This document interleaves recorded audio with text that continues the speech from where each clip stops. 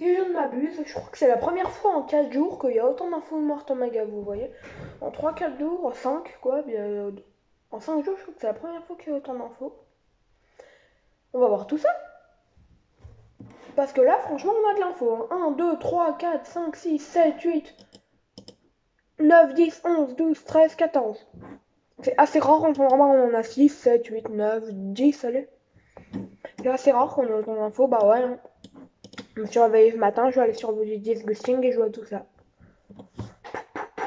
Ouais, ce que je veux dire. On va pas commencer parce que ça va être assez long et je vais vous changer de place. Non, je crois que mon téléphone est en train de charger. Ouais, mon téléphone est en train de charger donc je ne peux pas vous changer de place. On va commencer en parlant d'une actrice d'une série que je ne connais pas. La réalisatrice, je la connais, je n'ai pas vu son film, voilà, donc je suis pas à jour en fait pour ce film-là, mais bon. Julia Garner de Ozark, que je n'ai pas vu, emménage dans l'appartement 7A avec la directrice de Relique, la réalisatrice si vous préférez. Vous savez, je connais son nom en plus. Julieta. Elle a deux noms, je crois. Moi, j'ai pas. Je la vois il y a une heure là. Nathalie Erika James. J'étais loin, très loin. Paramount Play, et j'espère que je pourrai le voir parce que Relic, je me suis jamais trouvé le temps de le voir. Mais je pense me le rattraper, ouais. Ouais, je pense me le rattraper. Paramount Players a réuni une équipe de stars pour leur dernière offre d'horreur. Alors que Julia Gardner a fait ses débuts dans notre genre, le genre de l'horreur, pendant des films tels que voilà, on n'en connaît aucun. Fatigué.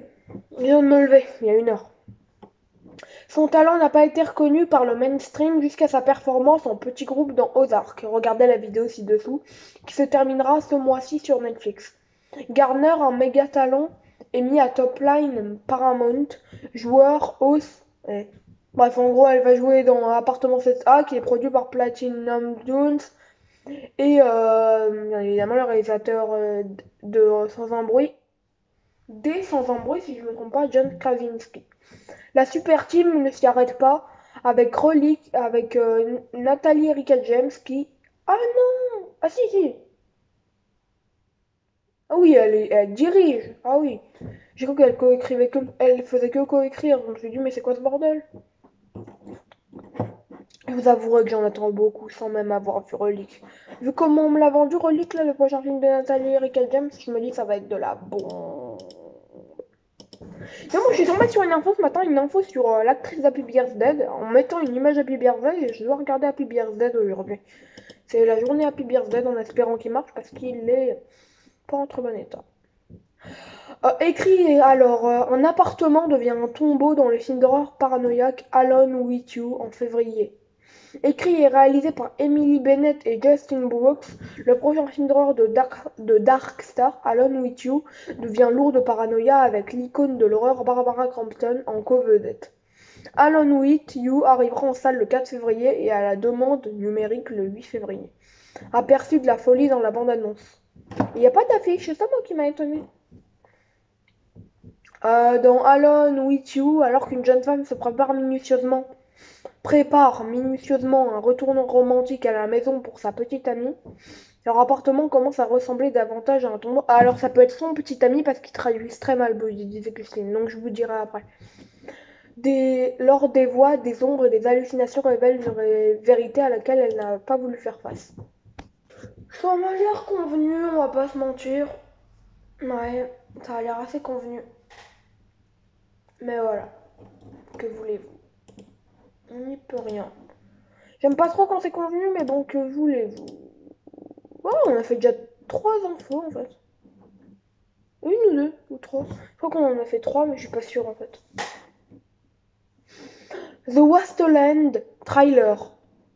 Alors, on l'a critiqué ce film sur la chaîne, mais a priori il n'est pas encore sorti aux US. Ah non, il est arrivé sur Netflix, j'avais oublié. Il est passé inaperçu. C'est El Paramo. Vous avez vu, j'ai une bonne énergie quand même pour ma fatigue.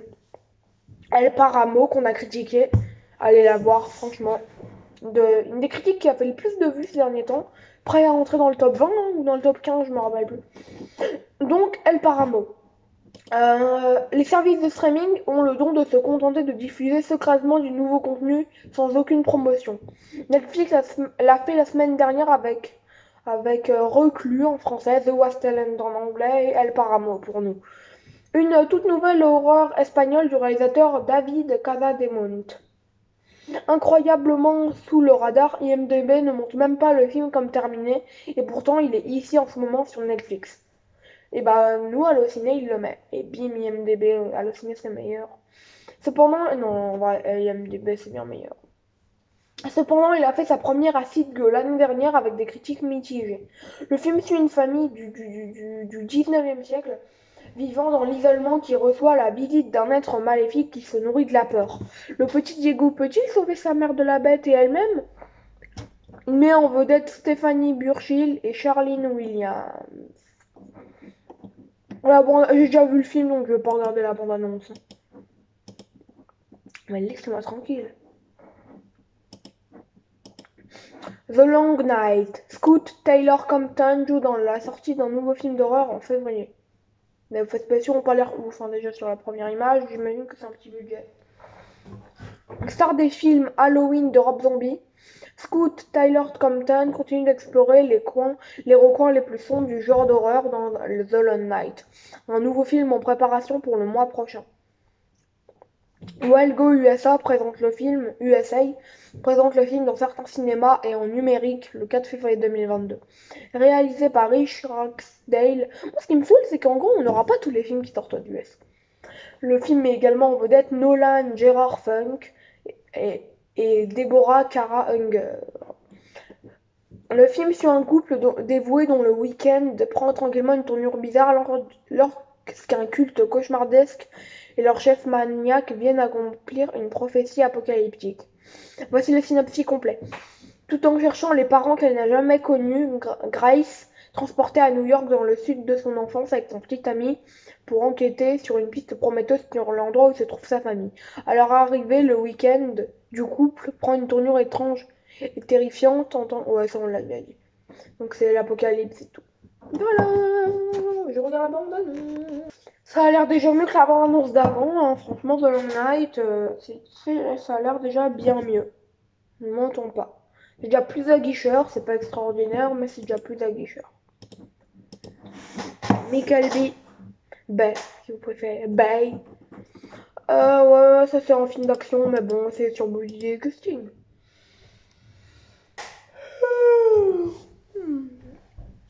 Fatigué. Michael Bay produit un remake du film d'action indonésien violent The Raid pour Netflix. Un remake prévu de The Raid du réalisateur John Carnahan s'est récemment transformé en un projet entièrement différent, mais une autre nouvelle version du film de combat indonésien a maintenant vu le jour. Deadline rapporte que Michael Bay est à bord pour produire un remake américain de The Raid pour Netflix avec le réalisateur original Gareth Evans également impliqué en tant que producteur exécutif, avec Patrick Hughes et Patrick Hughes est le réalisateur. Et il coécrira également le scénario avec James Buffer. Deadline rappelle, voilà, ok, bref. Voilà, bon, on va laisser. Hein. Y a pas de bande-annonce, y'a même pas d'image. Ouais, c'est tout. Donner l'info, c'est les infos de Martin Mega, je vous donne l'info. J'ai essayé de donner de l'énergie, hein, je vous promets. Hein. Si vous voulez, je saute par la fenêtre, je remonte. Voilà, vous me demandez, c'est tout. Je le ferai pas. Jessica Roth, star d'Happy Birthday et Happy Birthday 2, rejoint le thriller d'action Boy Kills World produit par Sam Raimi. Alors elle remplace Samara Weaving qui ne joue pas mal mais j'avais détesté Wedding Nightmare, qu'on se le dit. La star de Happy Birthday Day, Jessica Roth sera désormais la vedette du thriller d'action Boy Kills World, rapporte The Hollywood Reporter cet après-midi. Le casting impressionnant comprend également Bill Skarsgård, Yayan Ruiha, Andrew Koji et Isaiah Mustafa. Moritz Moore réalise le film dont la production commencera le mois prochain. Boys Kill Sword est considéré comme un spectacle d'action unique en son genre se déroulant dans une réalité de rêve dystopique. Boy, ok, il s'appelle Boy. A priori, attends, je vais vérifier quand même. Il s'appelle Boy. Est un sourd-muet doté, et c'est Skarsgård qui le joue, est un sourd-muet doté d'une imagination débordante. Lorsque sa famille est assassinée, Boy s'échappe dans la jungle et est formé par un mystérieux chaman pour réprimer son imagination enfantine et devenir un instrument de mort. Sam Raimi produit le film aux côtés de Roy Lee. Ça peut être bien. C'est juste que ça soit un peu plus horreur, quoi, et pas trop. Tant que ce sera pas trop humoristique, quoi, parce que souvent quand on les vu dans un film, Jessica, c'est horrifique. Donc là, on va parler d'un film à 24. Vous savez que j'affectionne les films d'horreur à 24. T-West est de retour avec le film d'horreur à 24X. Découvrez l'affiche maintenant et regardez la bande-annonce demain. Je meurs d'envie de te montrer du bon temps. Le cinéaste derrière The House, c'est la première phrase, hein, c'est pas moi qui l'ai dit. Le cinéaste derrière The House of the Devil, The Innkeepers, ouais, bref, ok. T-West est de retour cette année avec X, un tout nouveau film d'horreur distribué par les maîtres de l'horreur art et essai chez Avantgaz. Découvrez l'affiche ci-dessous, puis la bande-annonce le 12 janvier, c'est-à-dire aujourd'hui au moment où je tourne. Donc on en parlera de la bande-annonce, si Bloody Disgusting en parle, sans doute dans une semaine. Peut-être un peu moins, peut-être un peu plus. S'il y a beaucoup d'infos de Marthe Omega, là on est quel jour? Ah, on est que mercredi. Avec un peu de chance, samedi, vous avez une info de Marthe Omega, voire vendredi. Tout ce que nous avons du film, c'est qu'il s'agira de... Comment expliquer? Voilà. D'un film pour adultes. Non, je vous mets tout vraiment, je vous assure, je suis trop fatiguée. Putain, sa mère. Brittany Snow sera la vedette aux côtés de Mia Goth, Scott Mescudi et Jenna Ortega, dont le projet A24 produit et financé. West a également réalisé des épisodes de Scream. Bref, ok. On passe à la suite. Je vais essayer d'enchaîner. Je vais peut-être. Non, allez, je vais vous garder les infos pour plus tard. Non, je sais pas. Je commence à fatiguer là. On dure 20 minutes. Puis après, le reste, je vous le garde pour après. Hein. On en fait deux? Ouais, ce sera des petites courtes infos de Morte Omega. Parce que je me rends compte en fait que c'est quand même beaucoup. Autant de trucs le matin. Candyman est actuellement en lice pour une nomination pour la meilleure musique originale aux Oscars cette année. Bon, voilà, je l'ai tout dit.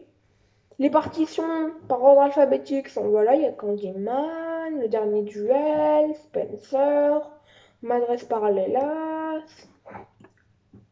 Quelques beaux trucs, quoi.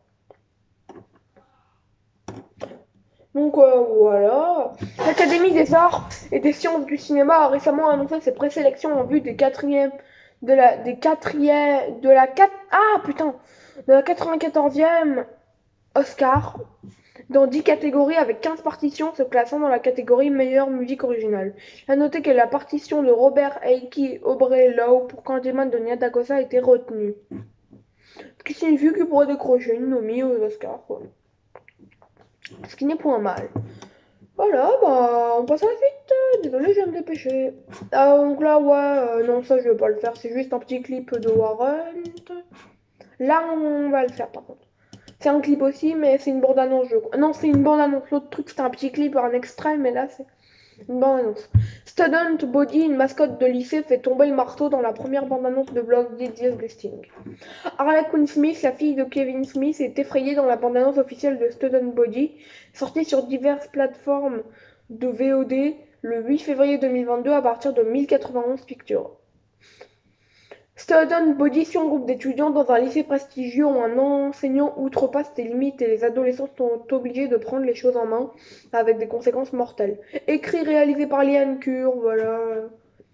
Court, écrit, il met en vedette Mons Hernandez, Cheyenne Haynes, bien évidemment Austin Sajour, Anthony Caven et le très connu Christian Camargo que personne ne connaît comme tous ceux que j'ai cités. Voilà. Student Body est un film de slasher très divertissant et élevé qui dépasse les normes du genre et offre une perspective dirigée par une femme à la fois à l'écran et derrière la caméra, a déclaré Eric Mein, responsable du contenu de 1091, à Variety lors de sa première bande-annonce. On est d'accord que c'est sexiste de préciser que c'est une femme, non? Parce que je sais pas. Quand c'est un homme qui réalise, on dit pas ça. Donc ok, c'est bien. Mais moi, je suis hyper contente que ce soit une femme, mais voilà quoi. En vrai, c'est juste une femme et un homme, c'est pareil, voilà, c'est tout. Un petit sujet que je voulais vous transmettre. Voilà, donc un peu une petite bande-annonce. Franchement, ça peut être un bon film de série B. Mais moi, il y a un truc qui me gêne, c'est la photographie. Ça me fait mal aux yeux. Ah là, j'ai mal aux yeux, là, mes yeux ils saignent, là, ça se voit pas, mais ouh, la photographie, c'était à donner le tournis. Même les vlogos de la maison grise, là, ils sont mieux, hein. Punaise, je tiens mieux le coup. Oh là là, la caméra, s'il vous plaît. Kimi Zoe Kravitz joue le rôle principal dans le thriller psychologique du réalisateur de Steven Soderbergh et du scénariste de Jurassic Park. Le scénariste David Coe produit de manière fiable des sensations fortes depuis des décennies maintenant, avec des films comme voilà, ok. Coe fait équipe avec le réalisateur oscarisé Steven Soderbergh, Contagion, sur Kimi, un thriller psychologique qui arrive sur HBO Max. Le film sera diffusé exclusivement sur HBO Max le 10 février et IGN a enregistré la bande-annonce officielle aujourd'hui. Zoe Kravitz joue dans Mickey, qui a été réalisé pendant la pandémie en cours. IGN précise. Le titre du film fait référence à un assistant numérique fictif à commande vocale de type Alexia Siri, appelé Kimi. Il entend tout ce que vous dites tout le temps, enregistrant tout pour une société de type Big Brother. Kravitz joue Angelina Shields, une interprète de flux vocal qui surprend un meurtre sur un enregistrement qu'elle analysait. Angela est secouée après avoir contacté ses collègues. Pourquoi les employeurs résistent-ils à ce qu'elle essaye de porter cela à l'attention des autorités? Bande-annonce. Ça a l'air d'être un thriller un peu d'action, un peu pop si j'ose dire. Je sais qu'on dit ça pour la musique plutôt, mais là je sais pas, j'ai pas trop le terme. Pas trop mal, franchement. Psychologique, j'irai pas jusqu'à là, mais un thriller pop. Et pas pour dire populaire, hein. Vraiment le mot pop qu'on utilise pour la musique. Dead Wish rencontre The Exorcist dans le sosie de Charles Bronson. Robert Bronzi joue dans Exorcist Vengeance. Entertainment sortira le film d'horreur surnaturel Exorcist Vengeance mettant en vedette la star d'action de renommée mondiale et le sosie de Charles Bronson, Robert Bronzi, et l'acteur acclamé Steven Berkoff. En VOD et DVD le 8 février 2022. Le film raconte l'histoire d'un prêtre coriace que quelqu'un appelle le Vatican pour faire son sale boulot. Lorsqu'une famille éminente est terrorisée par une force démoniaque, le prêtre est appelé par l'évêque Canelo pour extirper le mal, mais il se rend vite compte que la solution à ce mystère est liée à son propre passé. Il doit trouver le tueur et arrêter l'emprise du diable sur la famille avant qu'il ne soit trop tard. Écrit et réalisé par Scott Jeffrey et Rebecca J. Matthews, ça on peut le dire, c'est un homme et une femme qui travaillent ensemble, c'est pas mal ça par contre. À partir d'un scénario écrit par Matthew Bici. Exorcist Vengeance est produit par Jeff Miller et le cinéaste vétéran Mark Lee Lester, réalisateur de Commando Firestarter. Et produit par Josh Jeffrey, Rebecca J. Matthews et Miller. En fait, si vous préférez, j'y ai pensé là, mais est-ce que tout à l'heure précisé que c'est une femme qui réalise, c'est de la discrimination positive, on appelle ça. Voilà, et ne pas dire ça pour les hommes. C'est mon 5e film avec Bronzy et celui-ci a fait un impact intrigant. J'ai regardé le trailer. Mais qu'est-ce que ça a l'air mauvais? On est obligé. Lui, je veux pas qu'il sorte en France, hein, parce que je sais que je vais vouloir le voir s'il sort en France. Je me connais, s'il sort en France, je vais vouloir le voir. Je vais vouloir le voir s'il est en France. Je me connais comme si je m'avais fait. Ah, c'est bizarre comme phrase. Hein. Ensuite, nous allons parler attendez, vérifier un truc. Encore un film, bah oui, hein, parce qu'on parle que de films, je parle rarement de séries, je crois que ça m'est arrivé une fois peut-être, mais... Du sang a coulé dans le méchant clip de The Freefall. Ah non, c'est un clip, ouais, ok. Ouais, c'est un clip. Donc non. On veut pas les clips, nous aussi. On veut pas trop, en tout cas, il y a que quand ça m'intéresse vraiment qu'on en verra. Là, on a une BA par contre. Studio 666, dont on a déjà parlé. Comédie d'horreur avec Dave Grohl et les Foo Fighters ressemble à une explosion de style Evil Dead. Nous vous avons récemment annoncé que les Foo Fighters, le groupe de rock incroyablement populaire dirigé par Dave Grohl, joue dans une toute nouvelle comédie d'horreur intitulée Studio 666, réalisée par le cinéaste Hachette B.J. McDonnell et filmée en secret pendant la pandémie. Open Road Film a acquis le film et sortira le chaos dans les salles le 25 février 2022. Studio 666 semble être chargé de créatures, voilà. Le résumé. Au studio 666, attendez. Au studio 666, le légendaire groupe de rock Foo Fighters emménage dans un manoir d'Encino ancré dans une histoire macabre de rock'n'roll pour enregistrer leur 10e album tant attendu. Une fois dans la maison, Dave Grohl se retrouve pris au piège avec des forces surnaturelles qui menacent à la fois l'achèvement de l'album et de la vie du groupe. C'est réalisé par Buller et Hughes. Enfin, c'est écrit par Jeff Buller et Rebecca Hughes. Ça peut être le nouveau Satanic Panic. Il n'y a aucun rapport, hein, quasiment. Mais j'ai trouvé ça pas mal. Dans ma tête, moi, ça me sonne comme le nouveau Satanic Panic, là. Satanic Panic. Bah, qu'osais-je dire, mis à part que c'est la petite fin de cette vidéo. Ah bah tiens, ils ont publié la critique de Scream. C'est rare qu'ils publient le matin, mais là, ils ont publié la critique de Scream. Ils l'ont publié il y a même pas 10 minutes. Bah ciao, c'était moi, Rotoméga. On se retrouve pour les prochaines infos Rotoméga, les numéros 20, la prochaine fois si tout va bien. Yes!